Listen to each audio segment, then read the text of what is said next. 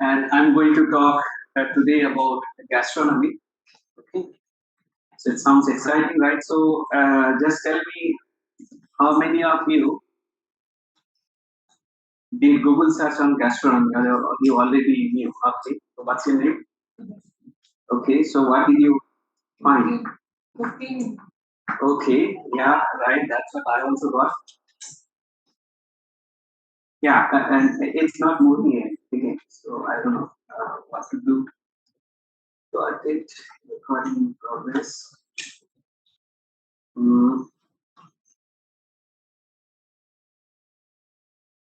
This is really strange. Did it move? Yeah. Yeah, but before that, first thing first. So I'm not really a morning person, and this is the time my alarm rings. So if my talk doesn't make any sense, it's not you, it's me. I may be sleeping inside. Okay, so feel free to stop me at any point. Okay, and you said you did Google search on gastronomy, and probably that's what you got, right? This practice or art of choosing, cooking, and eating good food. Of course, Ayuba canteen food doesn't qualify any of it. So, yeah, but unfortunately, we are not going to talk about today. But who doesn't like good food, right? We all like good food. There's no doubt about it. Uh, for an astronomer, spectra, good quality spectra like this. So this is the scenario when you talk gastronomy to astronomer, right? You see lots of spectra, lots of lines, and they tell something about the universe to us. And this is what we are going to learn. And since this is only like one lecture, I'll try to keep it as simple as possible. And please feel free to stop me so that it's not one-way traffic, so that we can exchange things. Okay. Right. So just to remind you that so wherever you see some spectrum or line, it's basically either something is emitting or something is being absorbed, some photons, right? So you see lots of emission lines and absorption lines here as well. And whenever that happens, it's basically some atomic transition is causing this. So you know that an atom can absorb some photon and make a upward transition in the electronic level. So, and the photon is lost from the system for the time being. And on the other hand, you can emit, an atom can emit radiation when electron jumps from upper level to lower level.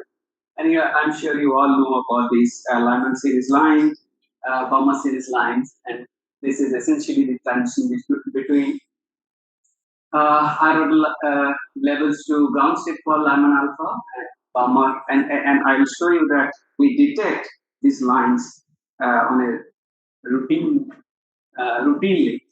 in astronomical spectroscopy, and that's quite fascinating.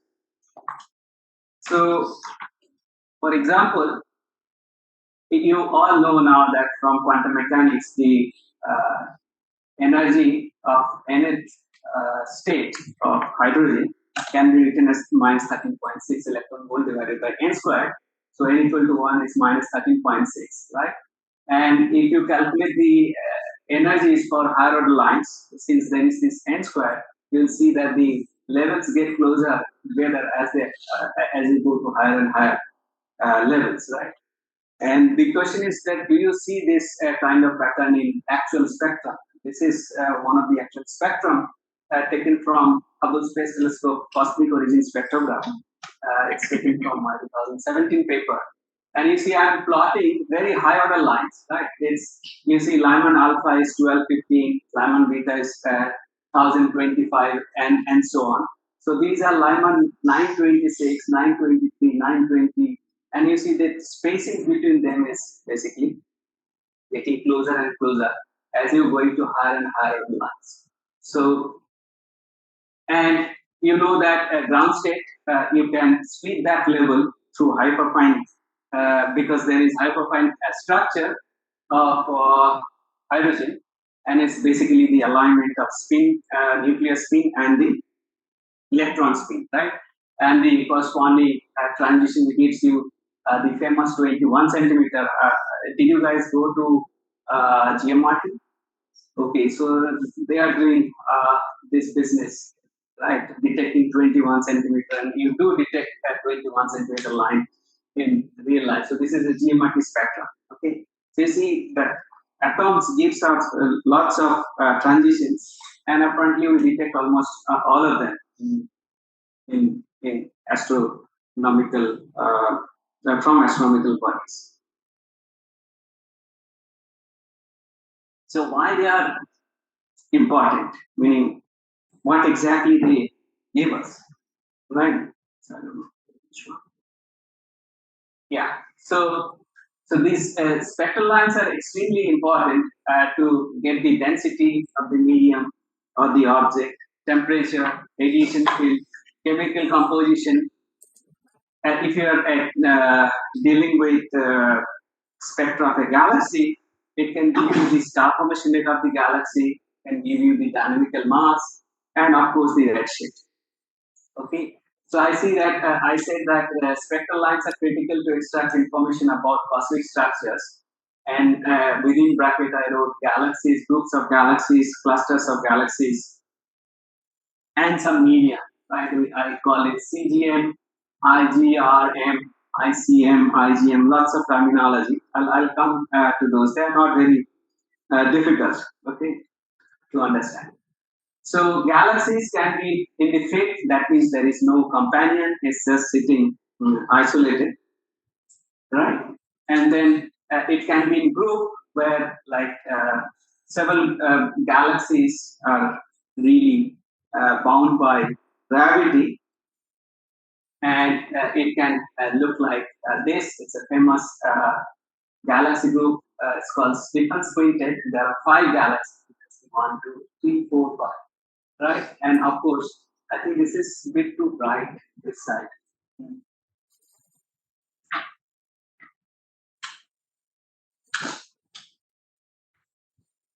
Okay, so now you can see the beauty of Hubble Space Telescope image, and this is one clusters. So you see what exactly you see from this is mostly stellar light. Okay, so when you are saying this is my galaxy, right? I see this, and here is also some galaxy, and that this is being put up by gravitational interaction. But all of the light that you see, they are coming from stars. Okay, here also, it's a clusters of galaxy, meaning when you have hundreds of galaxies in a small in a volume, right? It's not necessarily small volume; they can be like megaparsecs scale long.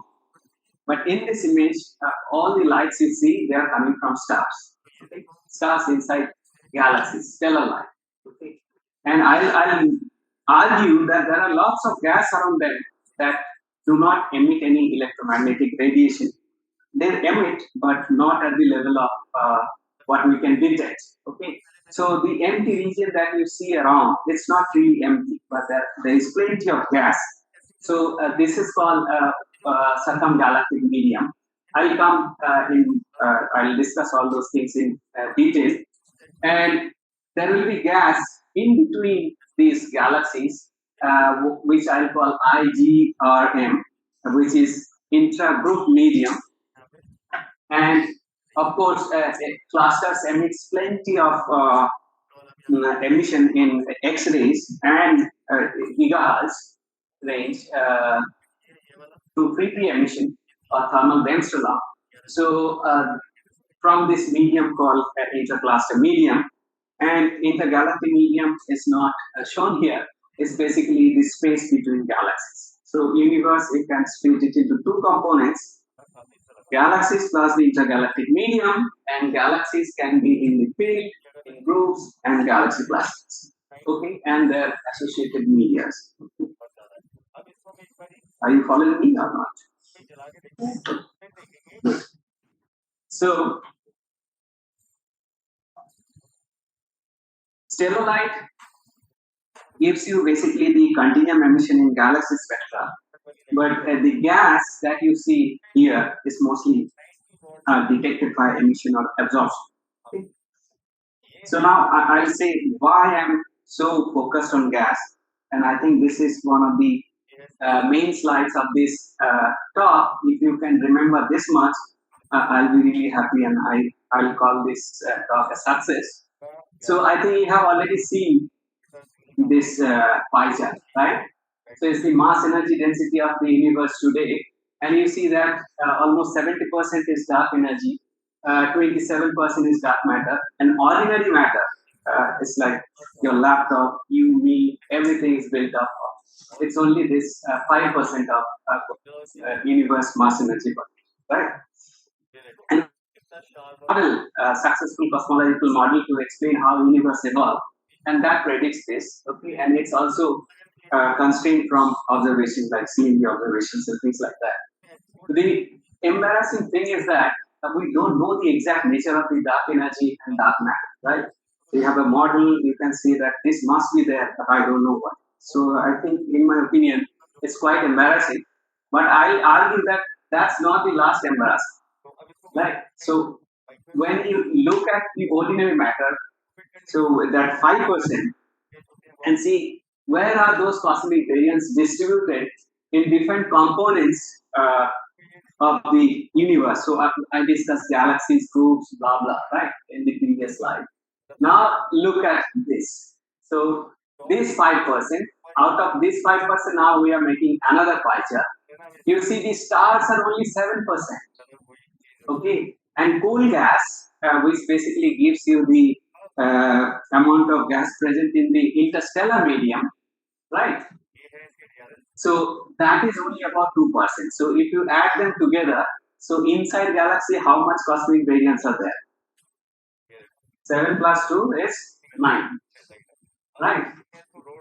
So you see that less than 10% variance are actually locked inside galaxies. Okay. And then there are other components like CGM that we said, let's say, let me draw a picture. So let's say this is my galaxy, right? And there are stars, and there is this gases, right? So this is your ISSAA, interstellar medium, right? Now I'm saying is that this is the luminous part of the galaxy, but there can be even a bigger halo around them, where there are lots of gas, which I'll show in a few slides from now, which I'm calling it CGM, circumgalactic medium, right? Now, there is not only one galaxy in the universe, right? There are other galaxies. Let's say here there is another galaxy, and there is this vast space in between. So these are like megaparsecs, right? So who can tell me what is the size of Milky Way disk? Radius or diameter?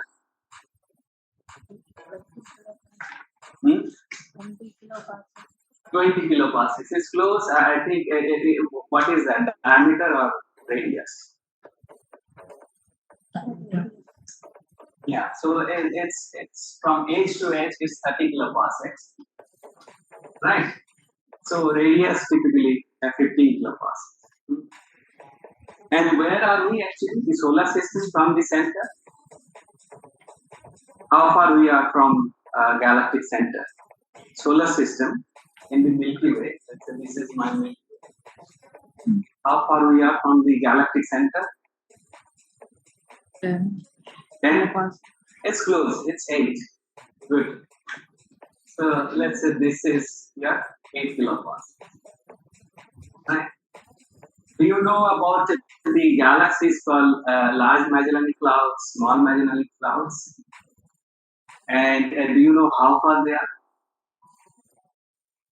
They are like large Magellanic, small Magellanic Clouds are really dwarf galaxies.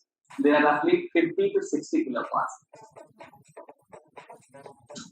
Okay. They are 50 to 60 kiloparsecs. So they are basically sitting in the halo of Milky Way itself. So they are satellite galaxy of Milky Way. Right. So what is the nearest galaxy? Andromeda. Andromeda, right. So you know what is the distance of Andromeda? So let's say if this is my SMC or LMC, so Andromeda will be where? If this is like 50 kiloparsecs, 1 megaparsec, right? It's typically 750 kiloparsecs. So I'll have to go all the way, right? Here there will be, let's say, your Andromeda. So you see, there is this vast space between two galaxies, and this is what is known as intergalactic. Right. So if you now you know what imaging is, right? So photometry, spectroscopy, you were taught. So if you take image of this space, you will see galaxy here, galaxy there, right? And in between this space that doesn't emit. But this you see that most of these cosmic baryons are actually residing in this space. You see this Lyman alpha forest, and then this warm hot intergalactic medium. So these are the different phases of the intergalactic medium in which cosmic baryons are residing. Am I making sense here? So I'm saying that this is luminous and something really out there is luminous that you can see through stellar light, but in between the galaxies, there's lots of gas, and they are basically constituting most of the cosmic baryons, and which we don't detect. Okay. And so this is Lyman alpha forest is basically the neutral gas in between galaxies, giving rise to some interesting feature in quasar spectra. Warm hot intergalactic medium is a really hot gas in between galaxies. They are almost accounting for 25% of the cosmic baryons, and 28% is in the neutral gas. This is like cool gas, cool meaning 10 to 4 Kelvin gas, and warm hot intergalactic medium is beyond above 10 to 5 Kelvin gas, right?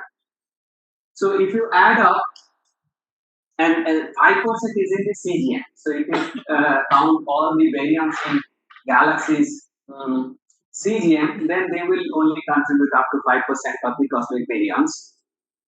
ICM, the hot gas emitting from clusters, they are about 4%. And if you add this thing, you will see that almost 30% of the cosmic baryons we don't detect. We don't know where they are. We know they are there, but it's basically missing. We don't detect them direct. Okay, that's also it is a major sort of outstanding question in observational cosmology. So you see that how hopeless this situation is. So here only 5% we say is ordinary matter, and when we are accounting for the ordinary matter, almost 30% of them are missing. So, Please. when when the intergalactic medium and gas over there is not emitting, how do we estimate their percentage and how much they are? Excellent question. I'll come to that. So that's the main question we'll address, like how we can probe this a gas that is not emitting, right? So in 2 slides. That's solar. Sir, Yeah. how do we know the missing part is baryons? That's a good question, because missing part is baryon because you are starting from here, right? So you are trying to find the ordinary matter, right? So so this dark part that we don't know is already accounted for. So the only thing that you are starting from here, so you know how much it should be. But we're calling it dark because we can't detect it and we know there's something there, right? So Yeah, isn't it but similar you to- cannot add this thing to dark component because that will mess So other it has things up. different properties? Yes. So these things are already fixed by some data, right? So they cannot be more or less than that, roughly, within the quoted answer. So it has to be missing baryons, and it's actually called missing baryons problem. And the percentages you're showing here, is it by mass?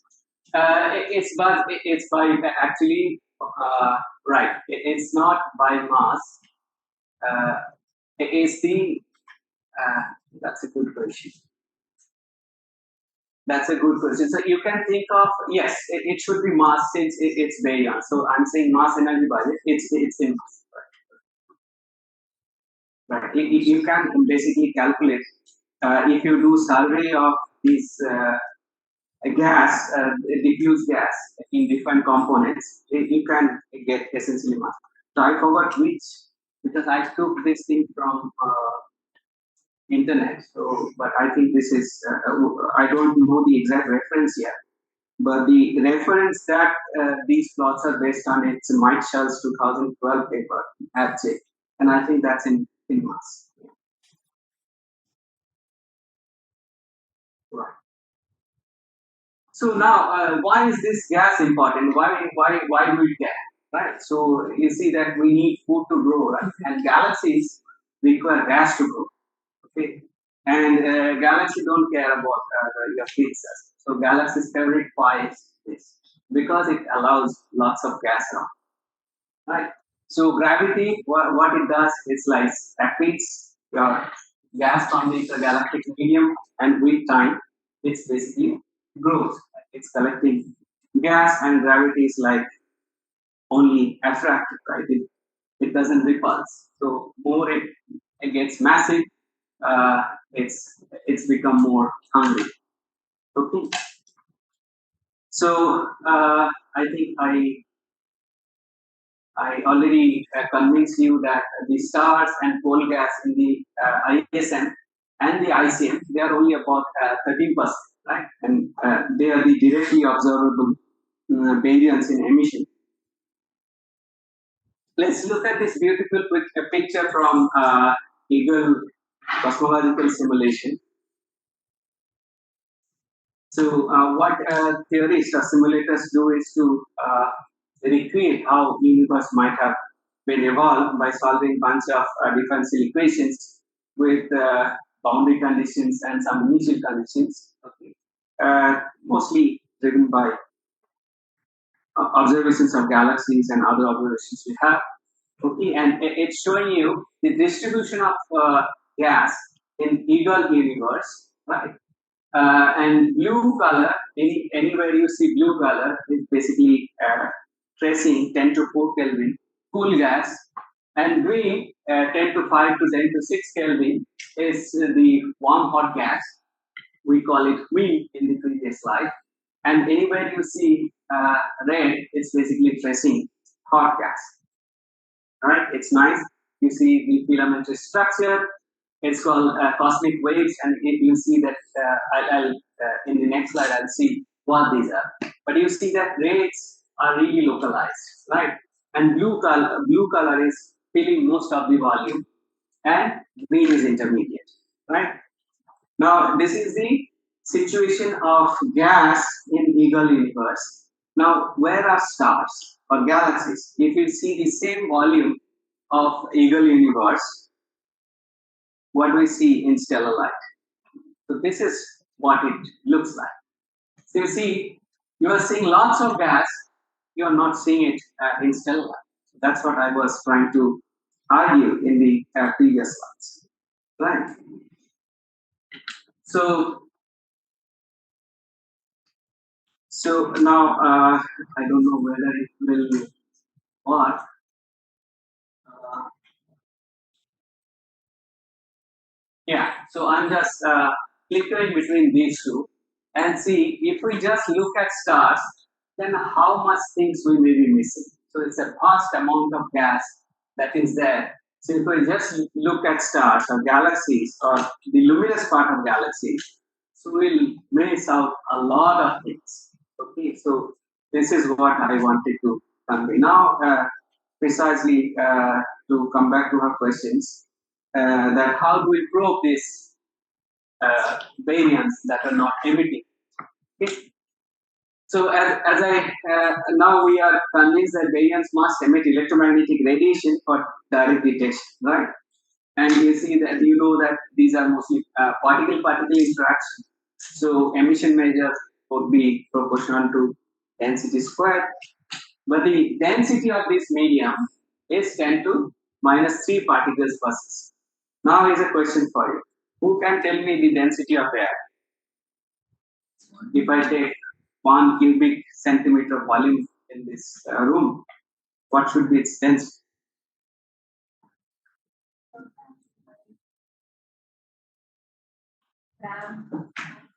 It will be helpful if you can convert that in particles. You know, assume that it's purely hydrogen. Any idea?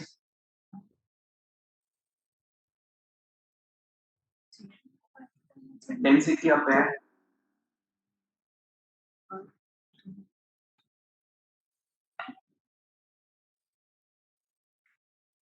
No?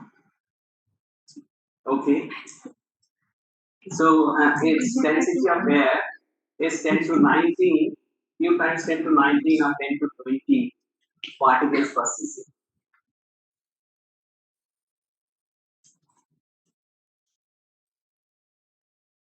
So if you take 1 cubic centimeter box, there will be 10 to 19 to 10 to 20 particles inside. And what I'm saying, the density of this liquid gas, intergalactic or circumgalactic medium, is 10 to minus 3 particles per second. So it's extremely low density. What is the best vacuum we can create in Earth, in lab?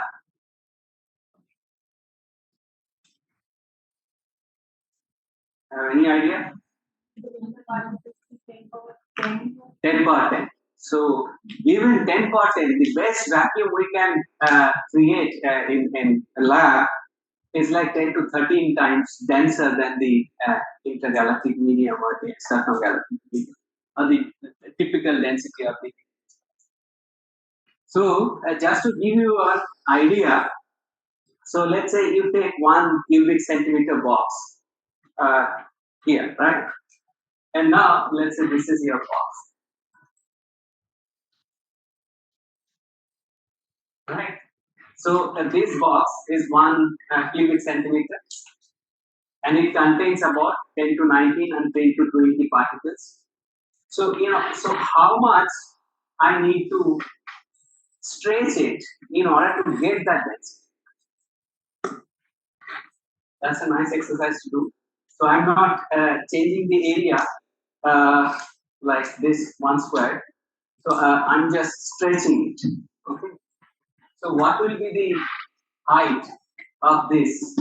Uh, it's not exactly cylinder, but yeah, this structure in order to get the same density. So I'm keeping the same number of particles. I'm increasing the volume by stretching it, and at some stage it will be the same as that density. So what will be that length?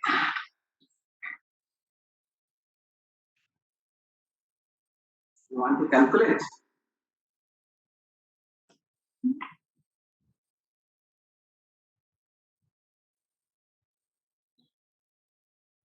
Are you following me or not?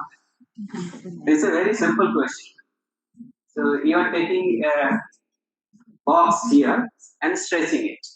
So since number of particles is same, you are increasing the volume. Its density decreasing, right? As you're stretching it, and at some stage, you're matching with that density. So then, what should be the length of this weird looking uh, thing? 10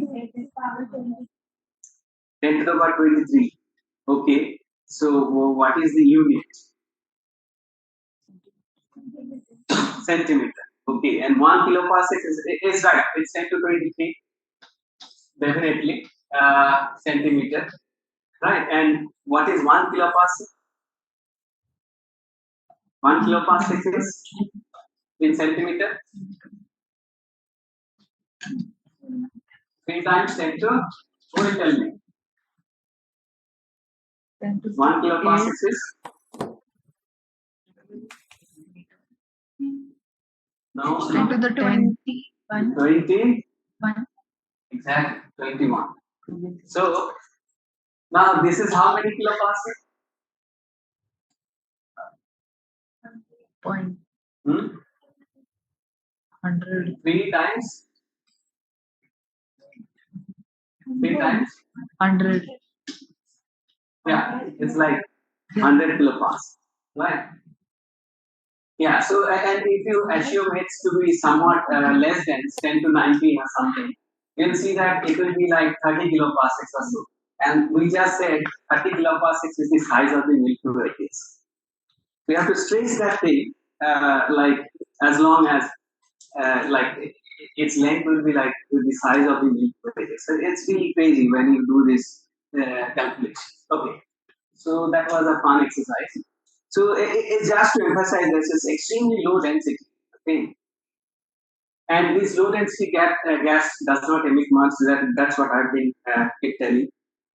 And the surface brightness, when we say emission, we usually talk about surface brightness. And if you calculate surface brightness of this the diffuse gas, it will be less than 10 to 20 hours per second per centimeter square per arc second square. Okay.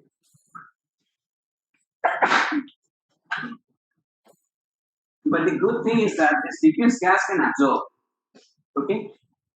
So let's say if you have a cylinder like this, and you have some source which is emitting light, and light is going through the absorbing medium, and then you can write an equation like what is the, because some atoms will absorb photons and some atoms will scatter the incident photon away from your line of sight, so you will lose those photons as well. So both absorption and scattering will eat up your incident radiation, right? And you know that you can calculate what is the decrement in flux when it is traveling infinitesimal distance of dl. You can write it, and you can write is that this decrement is, that's what is minus is proportional to the incident radiation. That's the standard thing you also did it for nuclear decay, right? So and it's no wonder that it's following this exponential decay law with a coefficient called tau mu. So it's the optical depth. It's called optical depth, and it's a frequency of it's a function of a frequency or wavelength. And tau nu you can write it as n sigma l, where sigma nu is the absorption coefficient. It's determined by quantum mechanics. So it's basically what is the area a photon sees, right? So the photon is coming from this side and seeing some cross section for the atom in order for this interaction. So that's what it is, sigma, and then L. So the length of the medium, right? And if you multiply this density times L, it gives you capital N, what is known as column density. So your optical depth is column density times sigma. You see that optical depth is proportional to density and not density squared. Since your density is much less than 1, your optical depth is proportional to n, whereas emission measure is density squared, right? So if you take 10 to minus 3, your emission measure will scale as 10 to minus 6, whereas here it will scale as 10 to minus 3. Therefore, in this case, when things are not emitting, density is really low, absorption line is extremely sensitive probe. So most of these gas that are not emitting much are actually probed by absorption. Okay, that's what it is. And you see that in absorption, what you don't get directly the density, unlike emission. What you get is column density. And can you tell me why column density? Why we cannot directly get the density?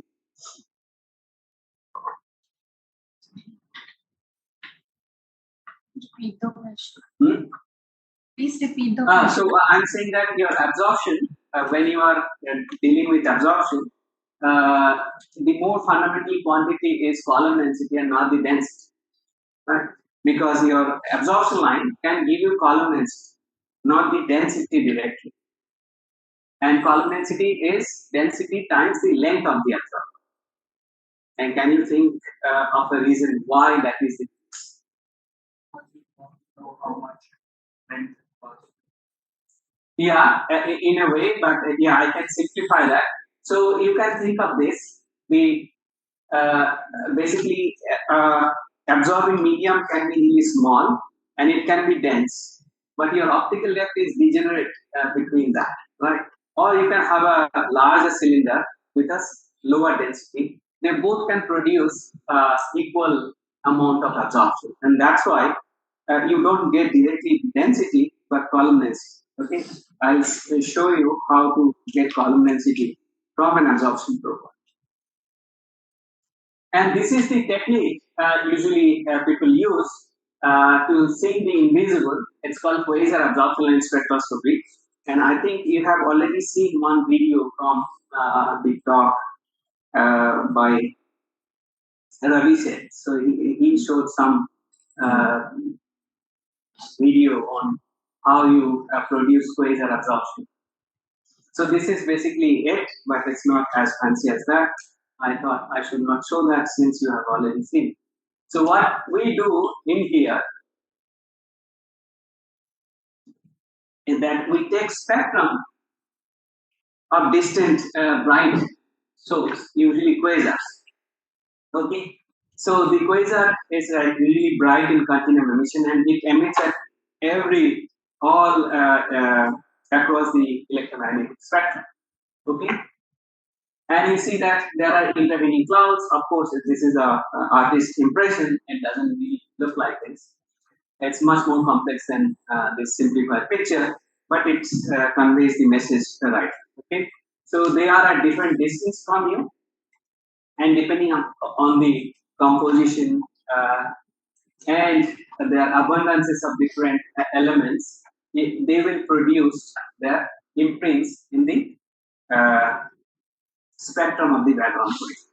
So what we basically study is the absorption line features from those quasar spectra. And depending upon how far they are, their features will be imprinted at different wavelengths. Right? Now I can rub this thing down.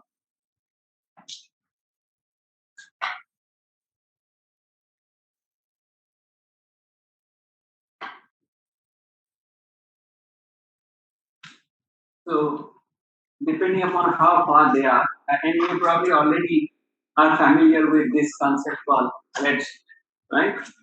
So this is how it goes. Lambda observed equal to lambda rest plus 1 plus z, right? This is what our cosmology gives us. So if you are, this is your lab frequency. So if you are talking about, let's say, Lyman alpha, right? So Lyman alpha is 1215 angstrom, right? So, and this is coming from, let's say, redshift 2 or 3. So then the feature will be detected at observed wavelength 1215 times 1 plus whatever redshift. Okay. And here also you see that any observed wavelength is basically degenerate between redshift and the rest-term wavelength. And that creates a lot of problems, which I'll tell you later. Okay, so what does that mean? That means two different rest wavelengths can arise at the same observed wavelength. It depends on what the redshifts. Like they can come from two different redshifts and appear at the same wavelengths because it's degenerate, right? So moving on. So you see, I'm showing you some real life spectra, quasar spectra, and this is at quasar at redshift zero point 0.4. You know that higher the redshift, older the universe. So it's the age of the universe. Sorry, it's the age of the universe is 10 giga. I mean, we are looking at higher the redshift, you are looking at the distant past. So here the age of the universe is 10 giga a year, right? And this is a spectrum of a quasar at redshift 3, where the age of the universe is 2 giga a year, right? And this is same at redshift 6, when the age of the universe was only 1 giga a year. And you can see that you don't need to do anything. Just by looking at the spectra, you can see that something dramatic is happening, right? They don't look the same at all. And all of these are Lyman alpha emission from that wave. So what exactly is happening? So it's so powerful. You see that without doing any calculation or any analysis, just by the very look of it, you can see that something very dramatic is happening. And you see that there is no absorption at redshift 6 at all. So it's completely absorbed, right? And then there is lots of lines in the redshift 3 spectra, and the line density has reduced significantly at redshift 0.4 spectra. Okay. So it directly tells you that the physical state of the intergalactic medium is very different at different redshifts.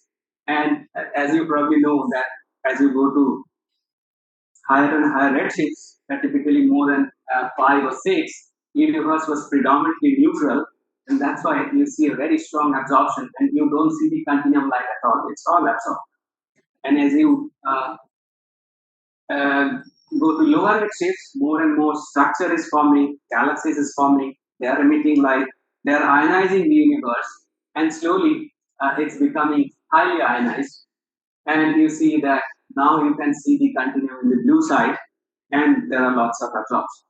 So I'm not going into detail, but you can see that it's extremely powerful to understand the physical state of intergalactic medium, circumgalactic medium, etc. So you see lots of absorption lines, right? The question is now, how do we know what these lines are? How can we detect or identify lines?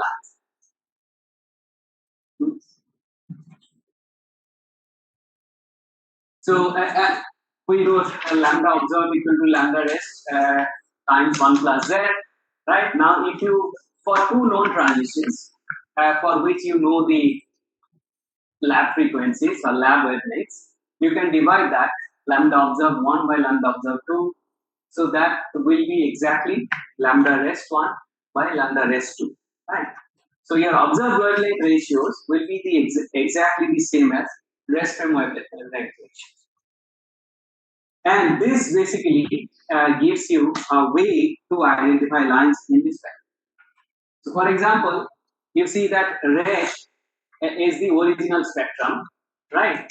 And in the if you just forget about the blue for the time being, so you see in red there are two absorption lines, right? One is at here, another is at here, and it's a real light spectrum. So real spectrum. Okay. So now what I did, I shifted the wavelength array by this rest frame wavelength ratio of sodium D lines. You must have done some experiment in lab on sodium D lines, right? So now you see that this line is falling on top of this line, and it's bound to happen because their observed ratio in wavelength should be the rest frame wavelength ratio, and I know the rest frame wavelength ratio from lab experiment pretty accurate. So the moment I see a coincidence like this, I know that there is a sodium 1 absorption. And sodium 1 is basically, you know, what is the electronic configuration, and it's a doublet transition. Okay. So that's the neon closed cell and then 3s1, right?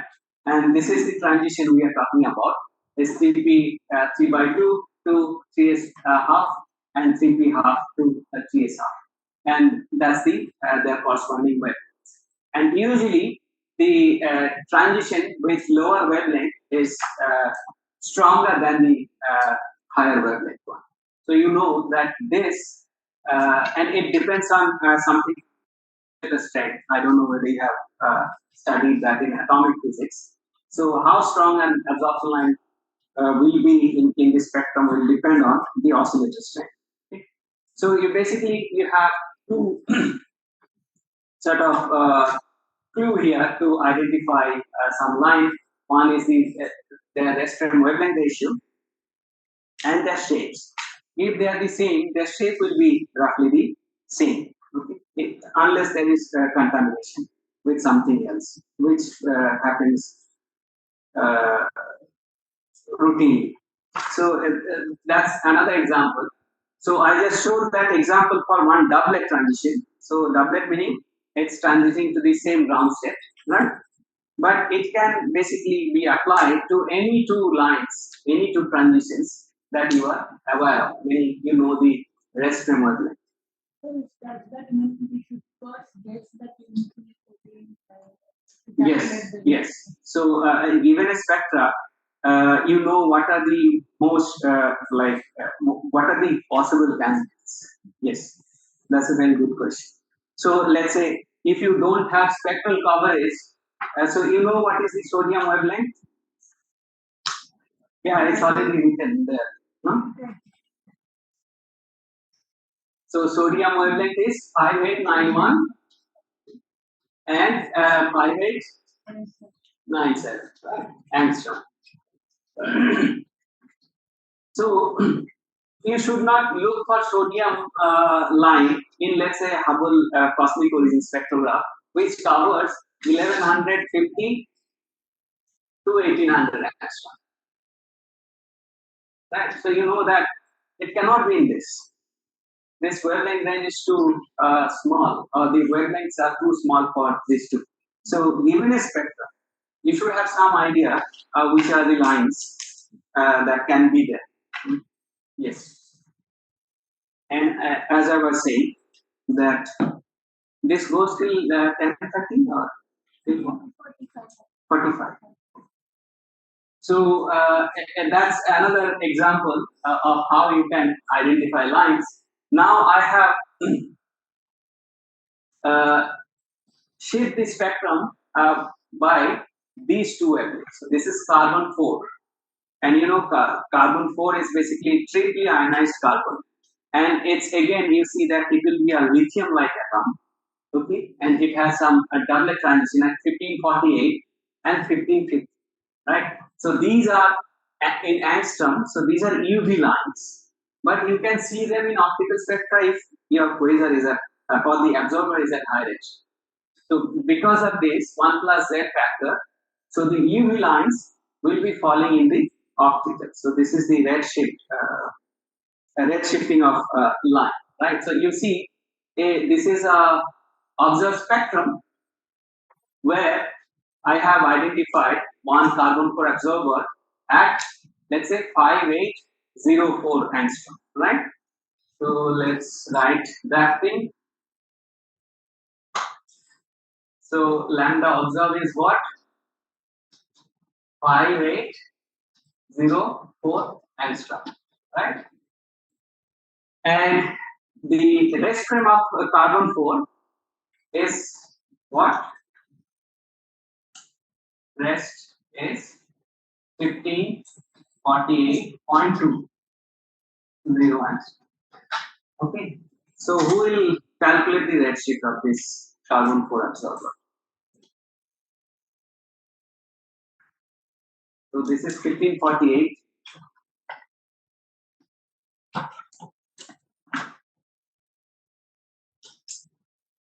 So what will be the redshift of this absorber?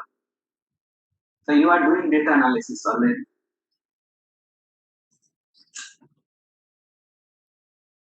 Quick.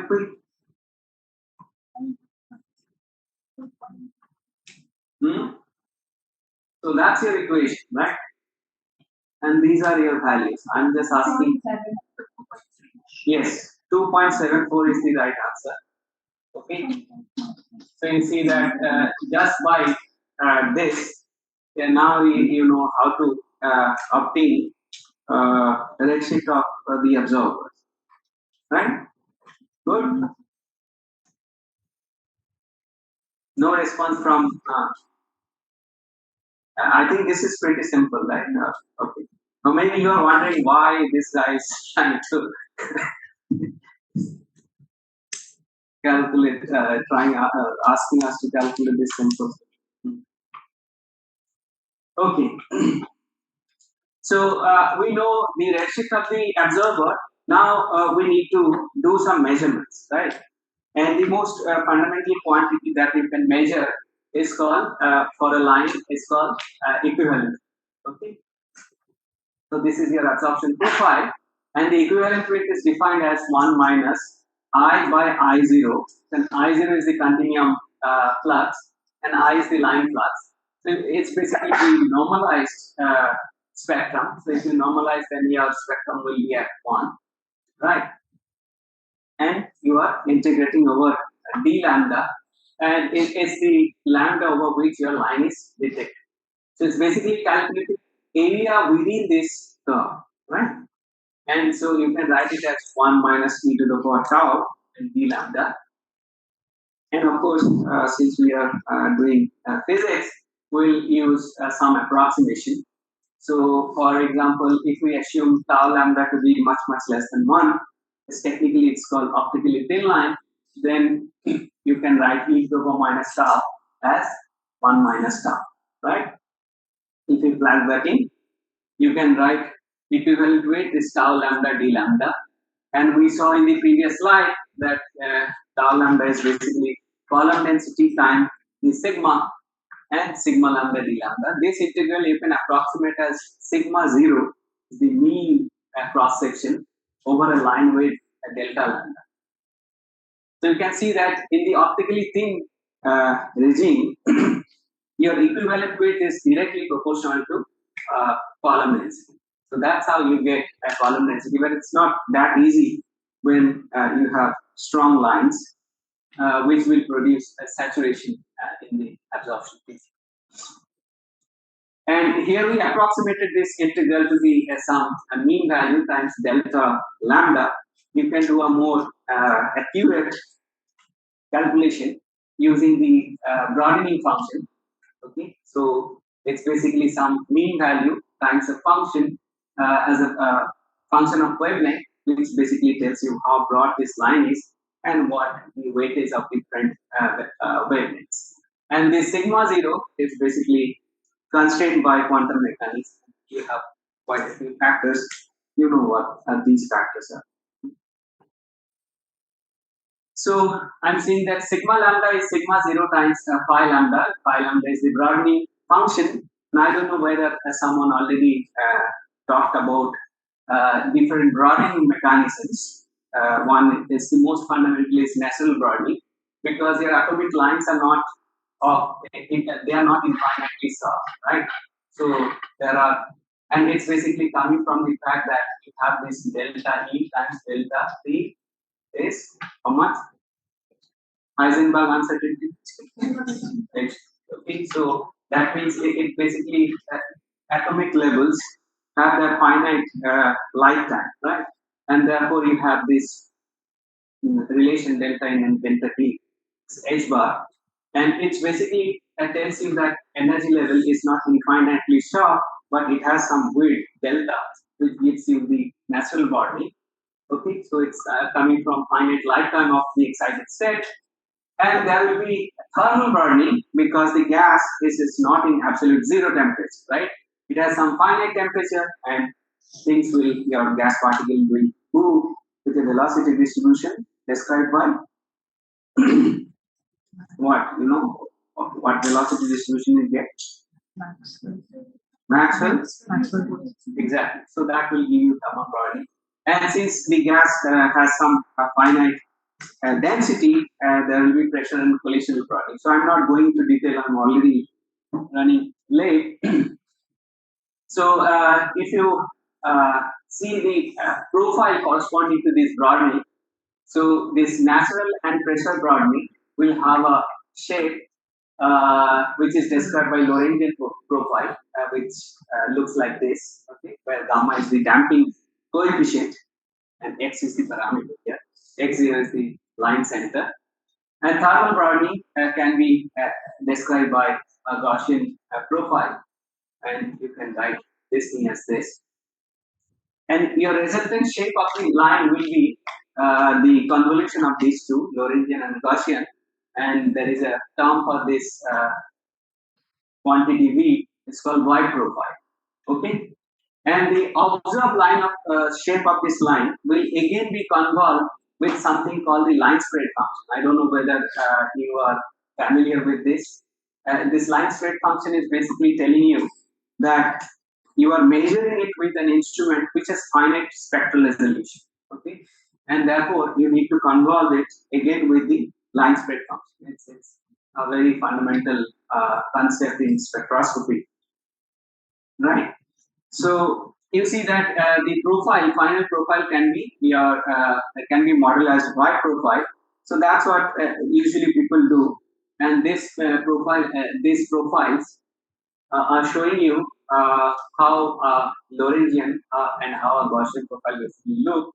So red is pure Lorentzian profile. So you see it has a very strong wing, and black is pure Gaussian.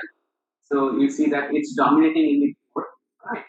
And in between is the white profile. So you see that usually white profile has stronger wings than a pure Gaussian profile. Okay. So, and again, this is bit, it's not that complex. So we have already seen this equation. Equivalent with this e to the power minus tau, 1 minus e to the power minus tau d lambda. And we need some approximation, assuming that line is weak, or your tau lambda is really much, much less than 1. But if you do not want to do that and solve the exact equation, so then it will come as n minus n, which is column density, sigma 0 is the mean cross section, and the Brownian function phi over d lambda, right? So if you can solve this equation, you can find a relation between equivalent weight that you measure from spectrum and column density. Okay, and this is called curve of growth. I'm not going into detail, but it basically tells you that there is a way, even when line is saturated. So this is how line grows, right? This is a weak line. Now we are becoming strong and strong. It's getting saturated here. It's zero, right? The flux cannot be below zero. So then it's basically becoming stronger in the. So really strong lines will show a prominent damping wing in the absorption profile.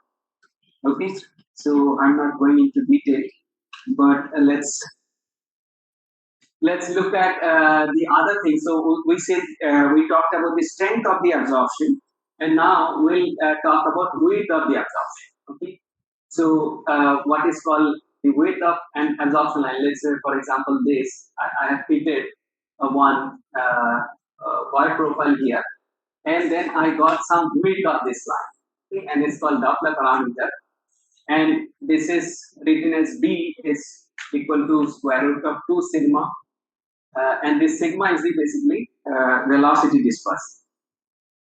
So you can disentangle this B parameter, the B parameter that you measure from here, you can split into two components because there are thermal broadening and there are other broadenings, right? So that's what I'm doing it here. So I'm saying that BTH is the broadening due to thermal component. That means it's due to temperature, and you can write this B thermal is equal to 2 kT by m square root of that, and you can write it as 12.8 kilometers times T4 by MA, right? T4 is the temperature into 10 to 4 Kelvin, and BNT is any other broadening other than your thermal broadening. Okay, we usually call turbulence.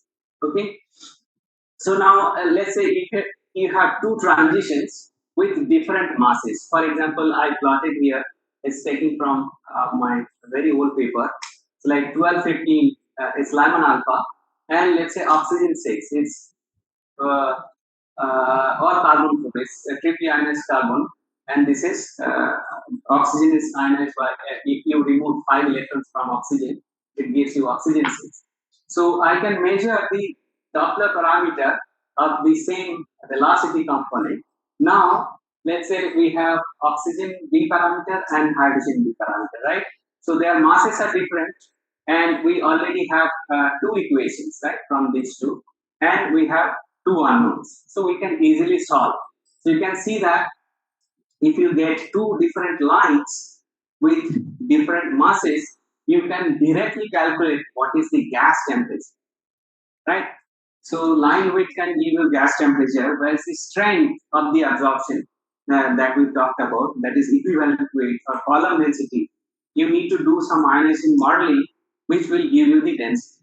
So you basically, with absorption line, you get two most fundamental quantities. One is density and another is temperature. Of course, in real life, it's not as simple as it looks like. There will be, you need to play some tricky business then. So now you must be thinking, this guy is showing a paper he wrote 1 decade ago. He must not be doing anything recently. Okay, so to avoid this confusion, last 10 minutes I'll talk about things that we are doing currently here. Okay, so that's one of the simulation that I took from Illustrious TNG collaboration. So it's basically, it shows how a galaxy evolves as a function of redshift or time. Basically, you see that Z, it's not very visible, but you can see that something is changing. So basically, what is changing is redshift. And the otherwise, like if you take a snap of a galaxy, right? I showed a galaxy, a field galaxy, right? It looked really innocent, right? But if you see this thing, the revolution, right? It's not at all innocent. Like lots of things is going on in galaxies. So you see, this is the radial velocity. With blue is the a negative velocity. That means gas is falling in, and red is a positive radial velocity. That means gas is flowing out. So galaxy in stellar light looks innocent, right? But they are not innocent when you are looking at the gas compound, right?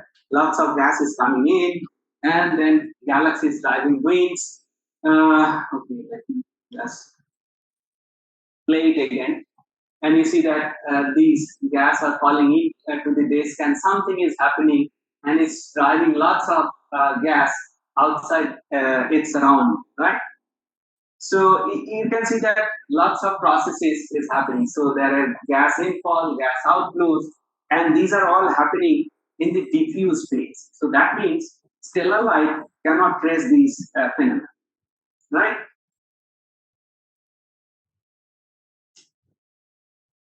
However, we have seen like outflowing gas in M82, and it's a starburst galaxy. It has a star formation rate of 10 solar mass per year, and it's thought to be triggered by interaction with a nearby galaxy M81. And even our own Milky Way galaxy, it shows some outflowing signature in Fermi, which is a gamma ray telescope, and Hirosita recently, which is an X-ray telescope. You see that plume of gas is uh, going out of the disk plane, Milky Way disk plane, and it is thought that there is some nuclear activity at a mild rate, which is driving this gas out of galaxies plane, disk plane. Okay, so this is what my focus is. I'm basically trying to probe this diffuse gas around galaxies. So let's take, this is again Milky Way. So we already discussed that the size of the Milky Way disk is 15 kiloparsecs, its radius. But if you calculate its halo mass and calculate the linear radius or the halo radius, it will be roughly 300 kiloparsecs. So you see that if you look Milky Way sitting at a different galaxy with your telescope, with the telescope we have currently on Earth, you will only be seeing this part. But there are lots of things that is happening just outside the luminous part of galaxies. So pristine gas is getting accreted onto the disk. Stars are forming from this cool gas, and then starburst-driven outflows are driving metal-rich element in its surrounding, and some of it is going all the way to intergalactic medium. Some of it is getting recycled back to galaxies, etc. So it's extremely complex and dynamical region, which is called the circumgalactic medium, which is the main emphasis of my research. And it's called I'm saying the circumgalactic medium as defined by this recent review by Jason Tomlinson. So they say that this is fuel tank, waste dump, and recycle center all at the same time. And I'm not going into detail, but there are several fundamental questions one can address by studying the circumgalactic medium. One is that why do we see like star formation at all at Dead Sea Zero galaxies? This is basically tells you the depletion time scale. So you know how much gas is there in the interstellar medium, and you also know what is the rate at which it is forming stars. So then you can calculate a time scale over which galaxy will consume all of its gas into star. Okay, and this time scale is only like few giga-year, whereas the universe is 13.6 giga-year old. So then why do we see star formation at all in low redshift galaxies or galaxies at present day? Okay, so there are several puzzles like that one can solve using by studying the circumgalactic medium. Since I'm really running out of time, I'll not go into detail, but if you find this interesting, then you can reach me. I'm located at 228, or also you can talk to my students and postdocs that are here in this campus. Okay, I'll just move on from here. And again, this is what I wanted to say, that we use background quasar and then we take the spectrum. We have already discussed this concept before, right?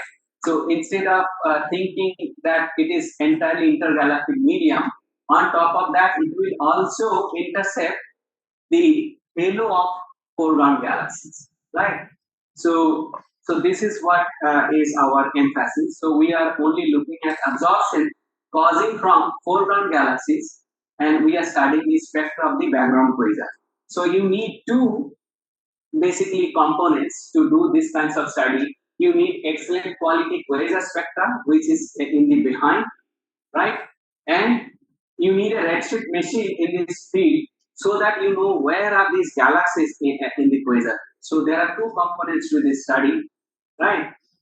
And we are using three observatories, data from three observatories. One is ISSAA, and of course Hubble Space Telescope and Sloan Digital Sky Survey. So it basically gives you this one. It gives you the quasar spectra of high redshift quasar. This gives you spectra of intermediate redshift quasar, and this gives you a lot. Okay, so you must have heard about Sloan Digital Sky Survey. So in particular, I'll be talking about briefly about something called MUSE. Its full form is Multi-Unit Spectroscopic Explorer. It's installing a VLT, Unit Telescope 4. So this is the data we are using, the MUSE data, to do galaxy surveys in background quasar. So you know that there is something called imaging and there is something called spectroscopy, right? And actually there is something called integral field unit, where you can do both at the same time, right? So you get a 3D data cube where at each pixel you can get the spectrum of the object. Okay, so this is how it looks. So it's basically you can think of this data structure as image as each wavelength, or conversely spectrum at each pixel. Okay, so usually when you do a long slit spectroscopy, let's say this is your object, you put a slit and you take its lines and disperse with a grating and get spectrum. But what I'm saying is that with this IQ, you have this field of view, right? And in this field of view, at each pixel, you can get spectrum. So it's extremely powerful. So each data cube, it contains about 90,000 spectra. So you can see how powerful this instrument is. And it's a perfect redshift machine. So it can give you redshift of these galaxies that are in the foreground of the quasars that we are studying. Okay. And these are the team members. I don't know whether you have talked to any of these people. So she is ISSAA, she's a third year graduate student here. So she is studying circumgalactic medium of very high redshift galaxies, more than redshift 3. And Sapna Mishra, postdoc here, she is studying diffuse gas around clusters. We are also not only focused on the CGM of galaxies, we are also looking at diffuse gas around clusters, and she is leading this project. And Sayat Datta is also a third year student here. He is studying a circumgalactic medium of low redshift galaxies. And Saurabh Das is an MSc student, but thankfully he will be joining as IUCAA PhD student. He just cracked the INET. He is like IUCAA SPPU MSc student. So we have a MSc program with Pune University, and he is the I think one of the first batches from one of the, I think he's the first batch of that course, and now he already been selected, so he'll be joining IUCAA soon as a PhD student, and he was doing a project with me for his master thesis, and did some really interesting work.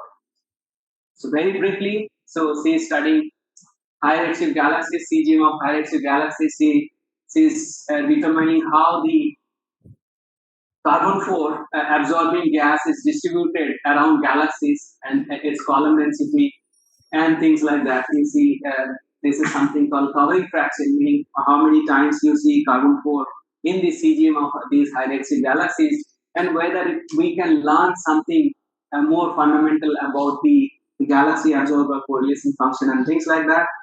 I don't expect you to follow all these things. I'm just trying to see tell you what these people are up to. And she is studying clusters of galaxies and diffuse gas around them.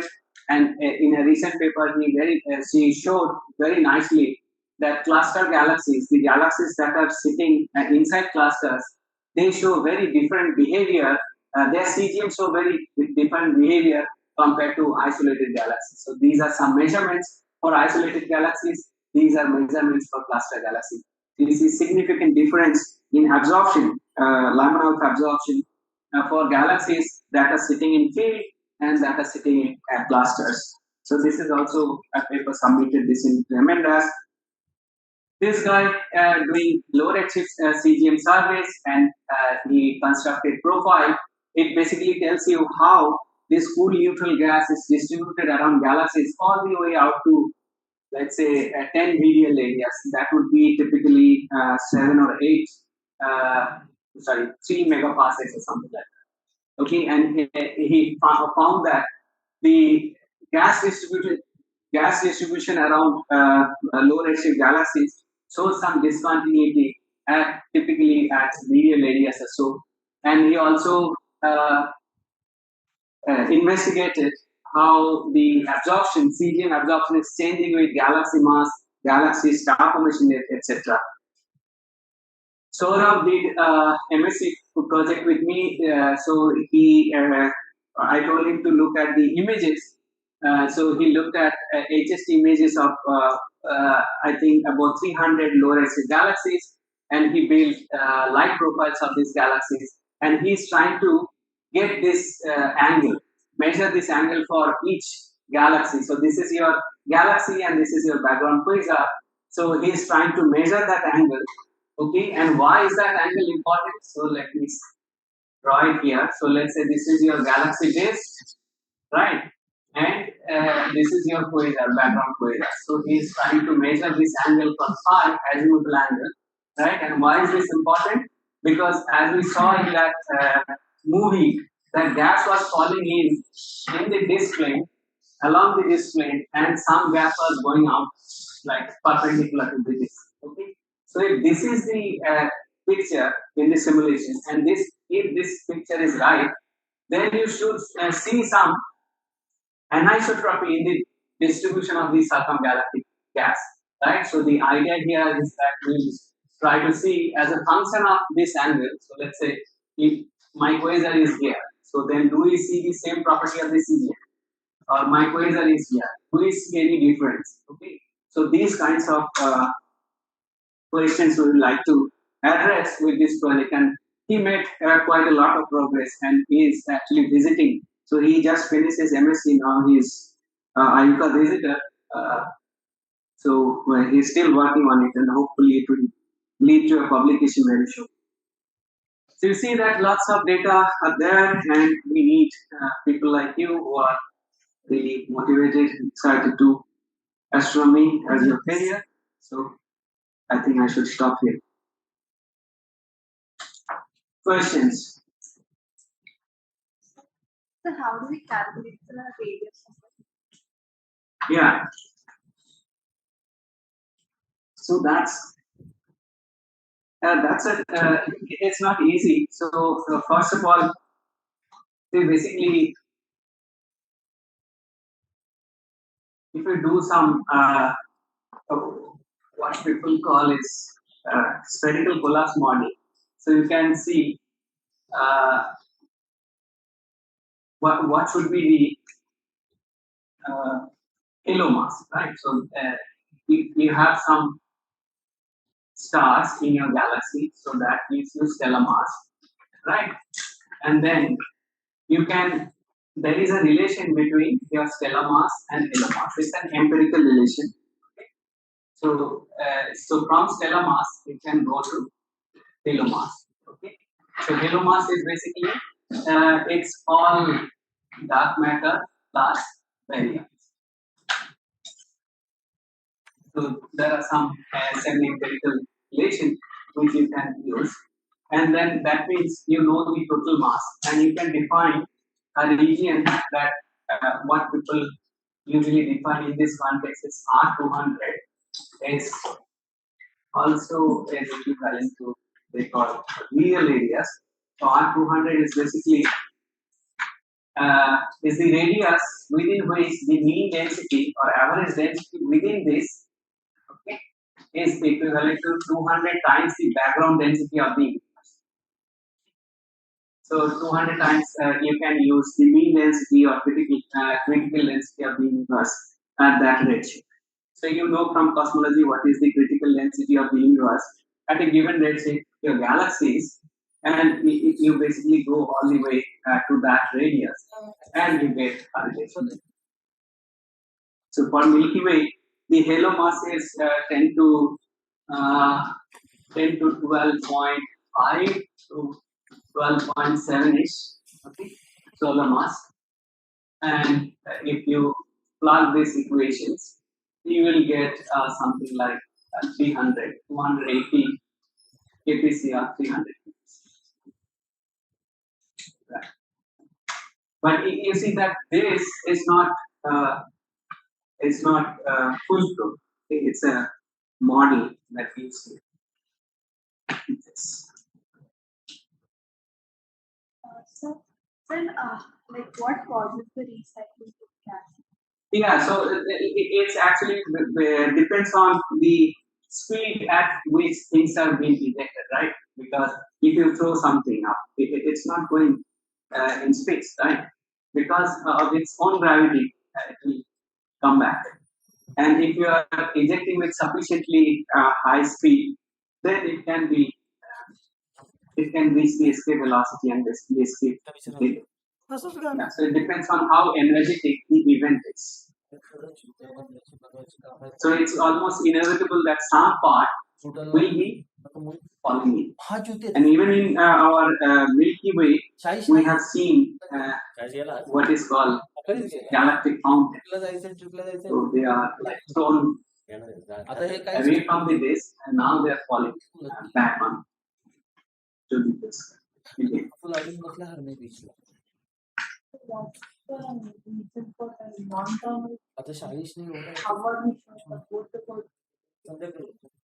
Yeah, so non-thermal broadening meaning it can be differential Hubble flow or any peculiar motion, right? So the gas around galaxies, as you saw in the simulation, they are not like staying put, right? So they are moving. So there is local motions. So that velocity will.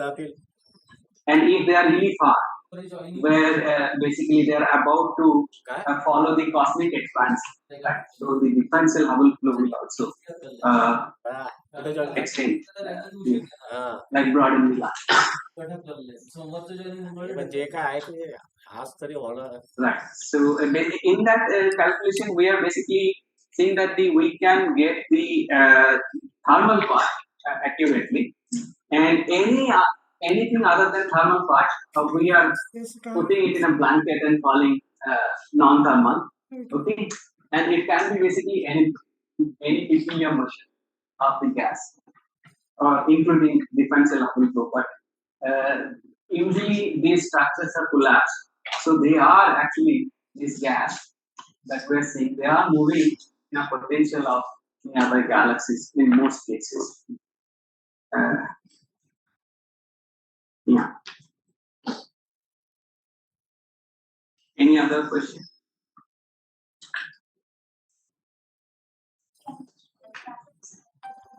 Yeah. Hello. Hello. हाँ Okay. So, काम करायला येतो ना हाँ तो आलाय बरं हाँ अरे तो तिकडनं मला फोन करतो ते फ्लेक्सिबल पाईप आणि परत ते फ्लेक्स पाईप घेऊन ये पाईप त्याला घेतात तू एकदा इथे येतो ऐका काय पाहिजे प्रपोजर आले प्रपोजर सांगा त्यांचं एकदा येऊन म्हटलं त्याला check so why you see that density is not increasing? What exactly? ते ओरडतील त्याला म्हणजे परत करणार नाही फिरवायला लागलं कारण मला काम ते सांगतो तो 3 दिवस आहे त्यामुळे प्रोफेसरांना सांगा ते ओरडतील त्याला Yeah, so at redshift 6, the age of the universe was 1 gigayear. And redshift of 3, it's 2 gigayear, it's increasing, right? And redshift 0.4, it's 10 gigayear. And if you are at present day, it should be 13.6 gigayear. मिनिटं सांगितलं गेलं की But the value is very 20 Tas decreasing, right? Yes. That's the redshift. So yeah, so Big Bang is at redshift infinity. So Big Bang is at redshift infinity, and we are here today at 0 redshift, right? यार पप्पू पण Rao Redshift is very confusing.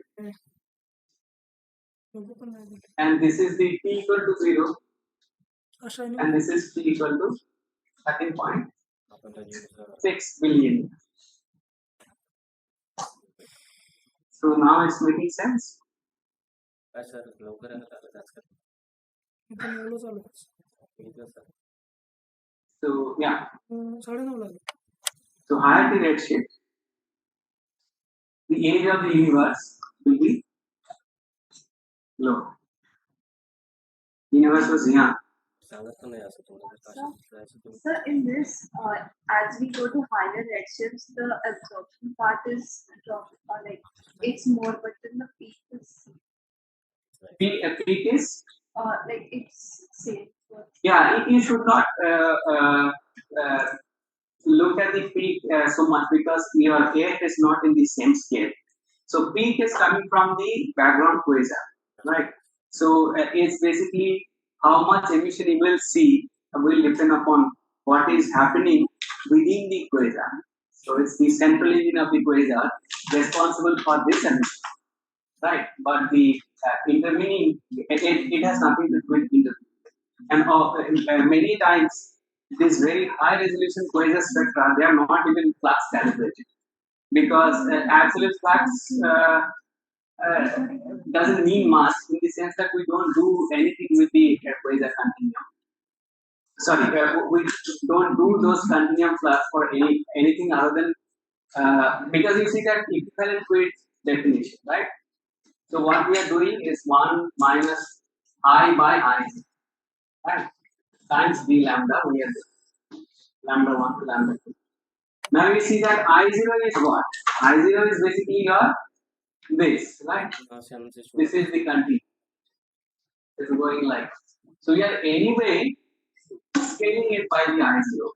So there is no need for absolute flux calibration for those vectors. So many times they are not even flux calibrated because we are interested in quantities which is normalized by the time. So it can be in any arbitrary unit. You just scale it, normalize.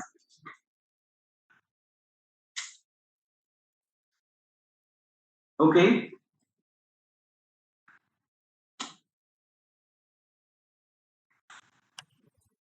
So when we were doing galaxies, we estimated the galactic mass by estimating through the stellar masses.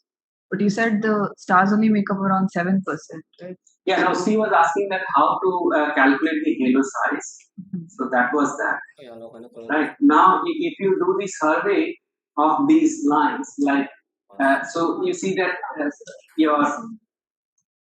your wavelength is basically redshift. You can think of that, right? So as I said, your observed wavelength is 1 plus terrestrial wavelength times 1 plus it. So this is basically higher the wavelength, you are growing the longer volume along the universe, along the sideline of the universe. So you can see how many lines you identify and then you can measure their column density and construct the column density distribution function, and you can correct for the volume you have searched for those lines, and then you can get what is the mass that is associated with that gas. So there are tricks that you can apply to get those estates. Similarly, in circumgalactic medium, you can do a survey of let's say hundreds of galaxies, and you measure what is the density within the circumgalactic medium, and then you try to construct the density profile. Okay, let's say this is your density and this is your distance, and then those density profiles, once you integrate, will also give you the mass in the system. Okay. These are routinely done in this context. So, right. And for your ICM and all, where you directly see things in emission, there you can get density directly. So then also you can get what is the mass. Right? So it's already 11. Any last question? Yes, Bhaskarathi. Okay, so then I should just stop it. Thank you.